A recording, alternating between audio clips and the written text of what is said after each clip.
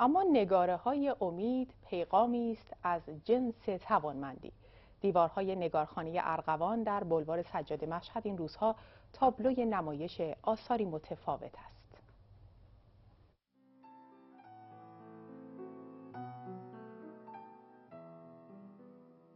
هنرمندان دستان هنرمندی دارند، اما همیشه اینطور نیست. لازم نیست برای اینکه یک نقاش یک اثر خوبی رو خلق کنه حتما با دست این کارو بکنه. اینجا نمایشگاهی متفاوت است. نگاره‌هایی از امید در قاب تصویر نقش بسته است. چند وقته داری نقاشی میکنی زینب خانم؟ 8 سال داره نقاشی کار میکنه.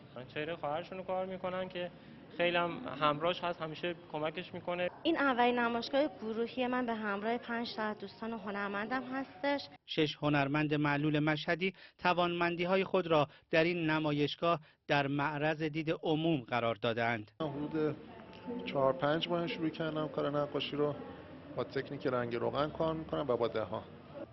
من تو کارم بیشتر طبیعت. چقدر نقاشی کردن رو دوست داری آیدن؟ جمع شدن این دوستان پای هنر نقاشی حرکت به سمت آینده است، آنجایی که معلولیت محدودیت نیست. 30 تابلوی این نمایشگاه با تکنیک آبرنگ کشیده شده. برای این هنرمندان آبرنگ یعنی رهایی از محدودیت‌های معلولیت. احسان فکور، خبرگزاری صدا و سیما، مشهد مقدس.